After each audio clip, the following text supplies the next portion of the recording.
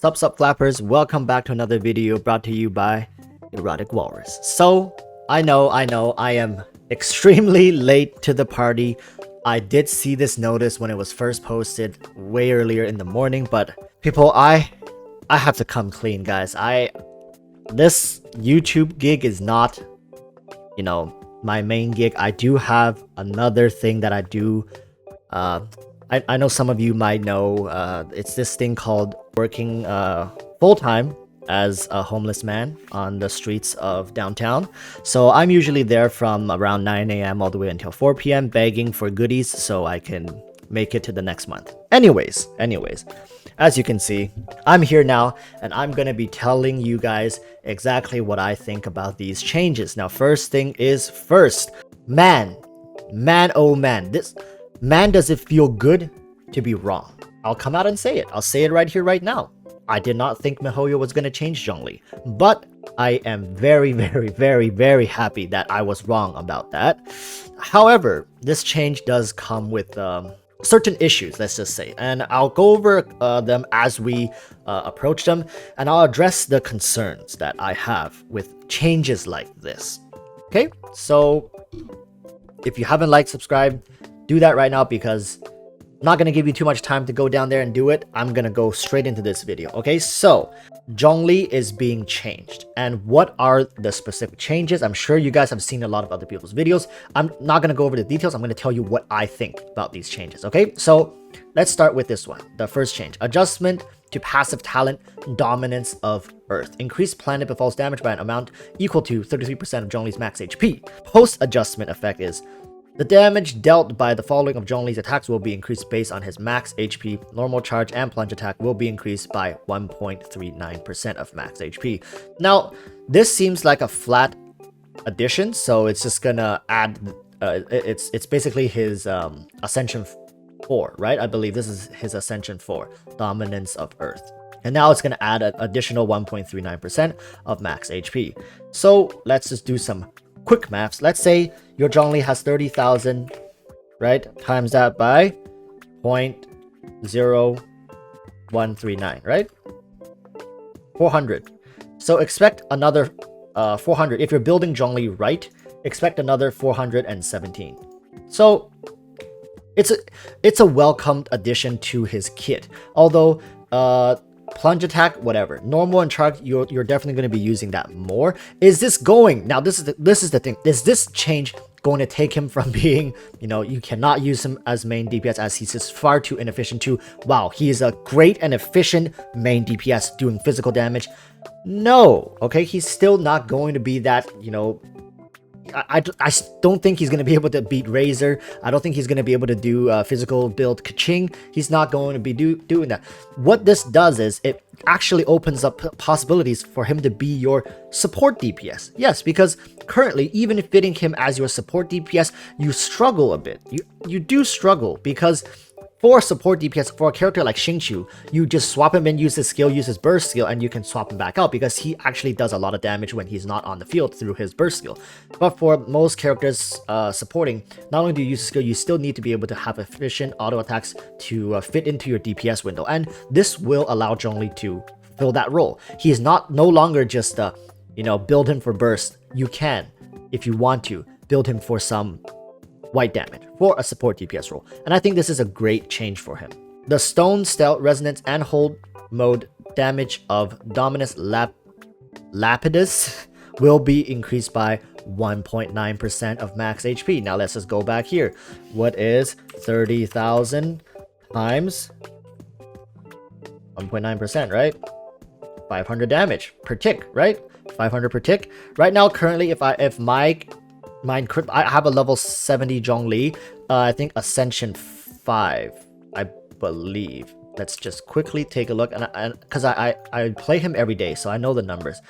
He's level 70, Ascension 5, and these are his stats. Like you can see, it's not the best Zhongli in the world. He has around 83% Geo bonus. I have a great Geo cup on him, and it's ticking him for about 2.2k per tick, right? And if and this is an additional damage, additional 570 damage. So that's before the crit. right? So before the crit, so we're gonna be looking at maybe 3k crit, more than 3k crit. Maybe you can even get it to 4k crit, right? Now we're starting to look at some really respectable numbers for Zhongli. He can deal a lot more damage, especially if you get him to C1. You have 2 pillars and you have other Geo characters. He's going to be pumping in a lot of that passive damage as long as you play around his zone. This is making him a lot more effective off field. Okay, these are good changes. Now onwards, adjustment 2. Original effect, cause nearby geo energy to explode, causing following effects. Creates a shield of Jade. The shield damage absorption scaled based on Zhongli's max HP and has a 250% geo damage absorption. Deals AoE geo damage. If there are nearby targets with geo element, it will drain a large amount of the geo element from a maximum of 2 targets. This effect does not cause geo damage. Does not cause damage. So what they changed it to is, that was before. Now what they changed it to is cause nearby geo energy to explode, causing the following effects. If the max number of stone stells has not yet been reached, it will create a stone stell. So it gives you a pillar. Now here's more. Creates a shield of Jade, and this is the kicker here, right? Instead of the 250%, now they changed it to have 150% physical damage and elemental damage absorption. This essentially makes this shield the best in the game. There's no more competition. It's the best in the game. Even before this, if we are comparing Zhongli at max potential, I'm saying that at level 90, with all other 4-star characters, he was still having the biggest, the fattest shields, not because of his numbers, but simply because of his base scaling. He just had more HP, right? And with this just takes his shield to the next level. And if we go further, before you can get knocked back while using this, it's really annoying. If any of you owns Zhongli, it's quite an issue, especially if you do it in Abyss 12 or higher levels of Abyss. Getting knocked back like this could mean the end of your run. That right there could end your run. So having something like this is really great for a defensive skill that takes so long for it to charge up. So that's another good change. So let's move on to the next one.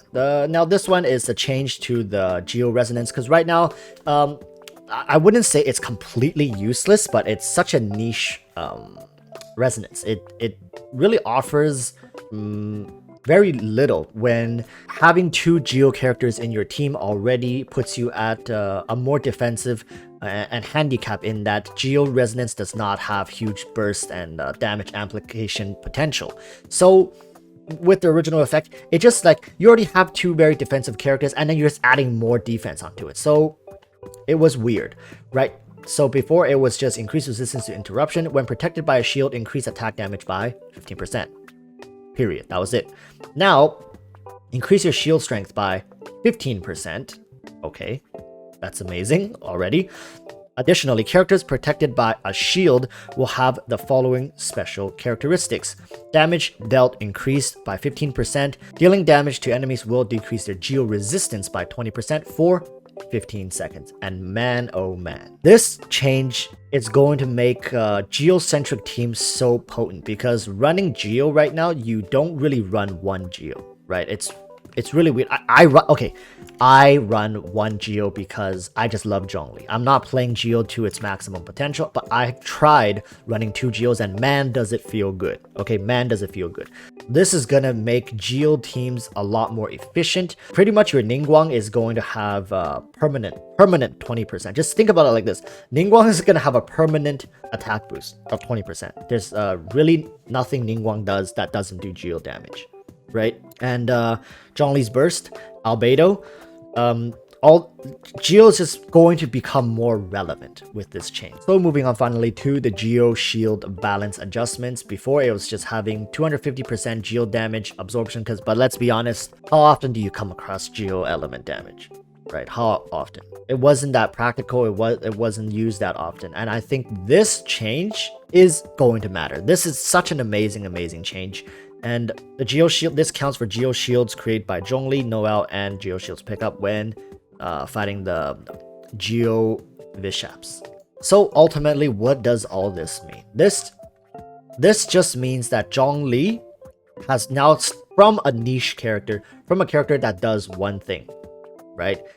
And does nothing else, just one thing. Now he does a lot of things. Personally, I feel like he does more than what he really needs to do. I found that he was sitting comfortably as this alt spamming guy that offers shields, protection, and now having him do more physical damage, albeit they didn't overbuff this, right? They did not turn him into a potential main carry. What essentially he's now is like a bruiser. If you guys played League of Legends, he went from being a support straight into a top laner. He's a bruiser now, and you just need to, and they made it very clear, just stack HP on him, okay? Just stack HP. Don't think about anything else. Stack HP, stack geo damage, and you're good to go. So this brings us to another problem, is that yes, although the community's consensus was he was too weak and he needed a buff, and now that through all this noise, through the complaining, through the surveys, maybe potentially, we got the buff, right? We're getting the buff. And what does this mean going forward for us as a community? Will we be doing this when, let's say, Xiao doesn't meet to our standards, Ayaka doesn't meet to our standards, all these like really hyped up new characters, they don't meet our standards? We want Xiao to do more damage. Xiao needs to be doing this. Ayaka needs to be doing this. You can't treat our queen like this. I just hope what I'm saying is I just hope this is a rare scenario, and MiHoYo has taken this into consideration. Like, okay, we shouldn't mess around with these really well hyped characters. We should, but at the same time, I don't think they should be giving in to every single complaint, because if they do, I don't know if you guys have played many gacha games, there's this thing called power creeping, and I've mentioned this way back, right? Like weeks back in one of my videos. I don't even remember which one, but I've mentioned it before. Is characters will replace old characters. I don't want, let's say 1 year from now, they release another Geo character support that can just straight up replace Zhongli. And I think MiHoYo in their own way was trying to combat this. Even with this change being pushed through, I think they are trying their hardest to keep Zhongli in his role. We do not need him to be in every single role. There should not be a world where Zhongli can be an efficient and good main DPS, even better than or equal to someone like Razor, someone like Keqing. Just because he's a 5-star does not mean he needs to be better at certain 4-stars in specific roles. Yes, he should be better than 4-stars that are in the same role as him. And he was. Although people just kept wanting to say like, no, he wasn't, like, I can take DIONA into Abyss 12. Like, dude, have you... Like, how many people have actually done Abyss 12? I feel like most of the people who say that don't even know what they're talking about. Zhongli was better than all of the 4-star alternatives if you got them all to their max potentials. It's just because of base numbers, he was better. However, was Zhongli worth the money going for? Right? If you were like, okay, I have a 4-star, I have DIONA, and I already have XINYAN, but I really enjoyed the shields and I want Zhongli. Is Zhongli going to be worth the money pulling for? And the answer was no. Okay, the answer was, if you don't have a 5-star or you don't even have a 5-star main carry and you wanted a 5-star, was Zhongli going to be the one to pull for and to get you to the next level? No, he was not. He was not worth the money. I've mentioned this before. But was he a bad 5-star? Was he like a 5-star that was in dire need, like, of revamp, the buff? I also said no, and I still stand by that. He was an okay character. He wasn't broken. He wasn't like trash. Okay, he was okay. He sat in the middle, and I think a lot of the complaints and the concern was that he never really met the expectation. He never met the hype that he was supposed to be, and he felt underwhelming to play. He required a lot of investment, a lot of resources just to feel okay. And just like I mentioned in the beginning of this video, I am completely okay being wrong, right? I did not think MiHoYo was going to buff him. They ended up buffing him. I'll gladly take the buff, right, guys? I had my Zhongli at C2. Guys, my Zhongli is at C2 without the buff, right? So I wasn't really complaining, and I enjoyed my Zhongli. Now, I also mentioned that if MiHoYo were going to buff him, they would have to announce the buff or just straight up buff him before the character went away. Why? Because if this buff was announced after he was no longer available in the pool, that's to say it will not end pretty for MiHoYo if that was their decision, right? Okay, so I knew that if they were going to announce it or make any changes, it would be before he went away. And sure enough, it came through.